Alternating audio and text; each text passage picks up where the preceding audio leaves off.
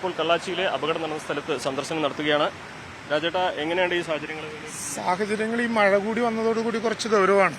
ഇപ്പോൾ തുരങ്കത്തിന്റെ പ്രധാന പോയിന്റിൽ നിന്നാണ് പ്രഷർ ഉണ്ടായിട്ട് മണ്ണിങ്ങോട്ട് വന്നിട്ടുള്ളത് എന്നാണ് കാണുമ്പോൾ മനസ്സിലാക്കാൻ കഴിയുന്നത്. സർക്കാരിന്റെ കണക്കനുസരിച്ച് 5 പേരാണ് ഇനി കണ്ടെത്തേണ്ടതായിട്ടുള്ളത്. പക്ഷേ ആരെങ്കിലും കാഴ്ചക്കാരായി ഈ സ്ഥലങ്ങളിലേക്ക് പോകുന്നതിന്റെ ഭാഗമായിട്ട് ഉണ്ടായിട്ടുണ്ടോ എന്നും നോക്കേണ്ടതുണ്ട്. ദുഷ്കരമായിട്ടുള്ള തെരച്ചിൽ സാഹചര്യമാണ്. എല്ലാവിധത്തിലുള്ള സംവിധാനങ്ങളും ഉണ്ട്. സർക്കാരിന് പൂർണ്ണമായിട്ടുള്ള പിന്തുണ അറിയിക്കുകയാണ് ഒരു ദുരന്ത നിവാരണ ഘട്ടം എന്ന നിലയിൽ. വേറെ ഒരു വിവാദത്തിനും ഇപ്പോൾ ഇടയില്ല. പ്രാഥമികമായിട്ടുള്ള നിഗമനങ്ങൾ കൊണ്ട് എന്താണ് ഉണ്ടായത് എന്നാരും പ്രവചിക്കാനും ഇപ്പോൾ പാടില്ല. സമഗ്രമായിട്ടുള്ളൊരു അന്വേഷണമാണ് ഈ കാര്യത്തിൽ വേണ്ടത്. ഇപ്പം ആദ്യത്തെ പ്രശ്നം ആരെങ്കിലും പെട്ടവരുണ്ടോ, രക്ഷപ്പെടുത്താനുണ്ടോ? ഇപ്പോൾ കണ്ടല്ലോ, ഈ ഒഴുക്ക് മലവെള്ളപ്പാച്ചിൽ കൂടുതലാവുകയാണ്. കോൺക്രീറ്റ് ഭാഗങ്ങളിലൊക്കെ തട്ടിക്കിടന്നവർ നിന്നുപോയവരുമായിട്ടുള്ള ആളുകളുണ്ടോ എന്നൊക്കെ ഉൾപ്പെടെയുള്ള പരിശോധനകളിലാണ് ഇപ്പോൾ കേന്ദ്രീകരിക്കുന്നത്. സ്വാഭാവിക മണ്ണിടിച്ചിൽ നടന്നു കരുതണ്ടേ ആദ്യത്തെ കാഴ്ചകൾ കാണുമ്പോൾ? അതെ, മണ്ണിടിച്ചിൽ വളരെ ഗൗരവമായിട്ടുണ്ടായി എന്ന് കരുതണം. മഴ നല്ലതുപോലെ ഉണ്ടായിരുന്ന ഒരു ഘട്ടമായിരുന്നു. കാരണം ഇപ്പോൾ ഏകപക്ഷീയമായിട്ട് പറയുന്നത് ഒരു ഗുണകരമായിരിക്കില്ല. അതിൻ്റെ ഒരു നിഗമനങ്ങളിലേക്ക് പോകുന്നത്. ഇപ്പോൾ ഒരു അന്വേഷണം പ്രഖ്യാപിച്ചിട്ടുണ്ട്. ആ അന്വേഷണത്തിന്റെ പരിധിക്കകത്ത് പെടേണ്ട വിഷയങ്ങളെ സംബന്ധിച്ച് ഗവൺമെന്റ് തന്നെ പ്രഖ്യാപിക്കുമ്പോൾ കാര്യങ്ങളിൽ കൂട്ടിച്ചേർക്കേണ്ട എന്തെങ്കിലും ഉണ്ടോ എന്ന് നമുക്ക് പറയാം. സമഗ്രമായ അന്വേഷണമായിരിക്കും. ഏതെങ്കിലും ഒരു പോയിന്റിൽ മാത്രം കാണരുത്. നമുക്ക് ഇപ്പോഴത്തെ പ്രശ്നം ആളുകളെ രക്ഷിക്കുക എന്നുള്ളതാണ്. അതിന് ടീമായി എല്ലാവരും കൂട്ടായി നിർത്തുക. ദുരന്തം എന്ന് പറഞ്ഞത് പൂർണ്ണമായും ശരിയാണോ? അല്ല, നമുക്കിപ്പോൾ അങ്ങനെ പ്രവചിക്കാനോ അത്തരമൊരു വിവാദത്തിലേക്ക് പോകാൻ ആഗ്രഹിക്കുന്നില്ല. കാരണം ആളുകൾ തുടക്കത്തിൽ തന്നെ ഒരു ദുരന്തത്തെക്കുറിച്ച് അഭിപ്രായം പറയേണ്ടതില്ല. അതിലെന്തൊക്കെയാണ് മനുഷ്യനിർമ്മിത ദുരന്തമാണെങ്കിൽ ആ മനുഷ്യരാരൊക്കെയാണ്, ഇതൊക്കെ അന്വേഷണത്തിന് നമുക്ക് വിധേയമാക്കേണ്ട കാര്യങ്ങളാണ്. പറയുന്നത് വലിയൊരു ആശങ്കയുണ്ട് ഈ മണ്ണിങ്ങനെ കൂടിക്കിടക്കുന്നതിനെ കുറിച്ച്. ഓരോ തവണ മഴ പെയ്യുമ്പോഴും അവർക്ക് പേടിയാണെന്നാണ് പറയുന്നത്.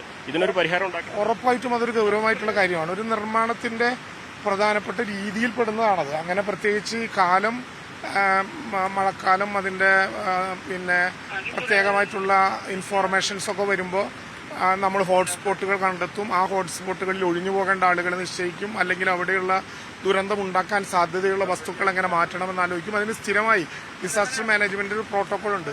നടപ്പിലാക്കപ്പെട്ടിട്ടുണ്ടോ എന്നൊക്കെ നമുക്ക് നോക്കാം. ഇപ്പൊ തൽക്കാലം ഈ ദുരന്തത്തിൽ എല്ലാവരും കൂടിച്ചേർന്നുകൊണ്ട് രക്ഷിക്കാൻ ശ്രമിക്കുക, മരണപ്പെട്ടവരെ പരമാവധി സഹായങ്ങൾ എത്തിക്കുക, ബാക്കിയുള്ളവർക്ക് ആവശ്യമായിട്ടുള്ള സൗകര്യങ്ങൾ കൊടുക്കുക. ഇതൊക്കെയാണ് ഏറ്റവും പ്രധാനം. കഴിഞ്ഞ ദുരന്തത്തിന് സമയത്ത് മുഴുവൻ സമരം ഉണ്ടായതാണ്. അപ്പൊ ഇവിടുത്തെ ജോഗ്രഫി കൃത്യമായിട്ട് അറിയുന്ന ഒരാളാണ്.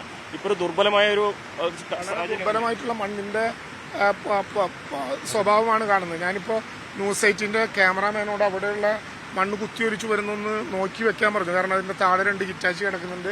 കഴിഞ്ഞ തവണ ചൂരൽമലയിലെ ദുരന്തം ഉണ്ടായ അതേ റൂട്ടിലൂടെ തന്നെയാണ് ഇപ്പോൾ വെള്ളം പോകുന്നത്. ചാലിയാറിലേക്ക് സൂചിപ്പാറ വഴി കൃത്യമായിട്ട് ഈ വഴിയിലൂടെ തന്നെയാണ് പോകുന്നത്. അതുകൊണ്ട് മണ്ണ് വളരെ ദുർബലമാകുകയാണ്. ഏത് സമയത്തും ഓരോ പോർഷനും ഇടിഞ്ഞുകൊണ്ടിരിക്കും. ആ വിധത്തിലുള്ള മഴ ഉണ്ടാകുന്നുണ്ട്. നേരത്തെ കുറച്ച് മഴ ഒഴിഞ്ഞു നിന്നെങ്കിലും ഇപ്പോൾ കൂടുന്നുണ്ട്. അതനുസരിച്ച് സുരക്ഷാ പരിശോധനയുടെയും തയ്യാറെടുപ്പുകളുടെയും സ്വഭാവത്തിനൊരു മാറ്റം വരുത്തേണ്ട ഘട്ടമായിട്ടുണ്ട്. ആളുകളുടെ സുരക്ഷയാണ് ഉറപ്പാക്കേണ്ടത്. ആദ്യം ആളുകളുടെ സുരക്ഷ, ആവാത്തവരെ കണ്ടെത്തി അവരുടെ ബന്ധുക്കൾക്ക് ആവശ്യമായ ഇൻഫർമേഷൻ കൊടുക്കുക. അതാണ് ഏറ്റവും പ്രധാനം. അതിനുശേഷം ബാക്കി കാര്യങ്ങൾ ആലോചിക്കാം. അതോടൊപ്പം തന്നെ വളരെ ഗൗരവമായിട്ടുള്ളത് ഇനി ഇതിന്റെ തുടർച്ചയില്ലാതിരിക്കാനുള്ള പ്രത്യേക ശ്രദ്ധയുണ്ടാകണം. അതുകൊണ്ടാണ് ഇപ്പോൾ പറഞ്ഞത്, മഴ വീണ് ഒലിച്ചുകൊണ്ടിരിക്കുന്ന, ഇടിഞ്ഞുകൊണ്ടിരിക്കുന്ന പ്രദേശങ്ങൾ പ്രത്യേകമായിട്ടുള്ള സുരക്ഷിതത്വം കൊടുക്കുകയും വാഹനങ്ങളും ആളുകളും ഒഴിവാക്കുകയും ചെയ്യാനുള്ള പ്രവൃത്തി കൂടി ഇതിന്റെ ഭാഗമായിട്ട് വളരെ അടിയന്തര പ്രാധാന്യത്തോടുകൂടി ചെയ്യേണ്ടതാണ്.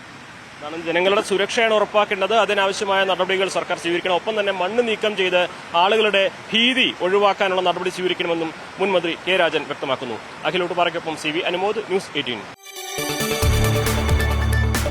കൂടുതൽ വാർത്തകൾക്ക് news 18 Keralam YouTube channel subscribe ചെയ്യുക.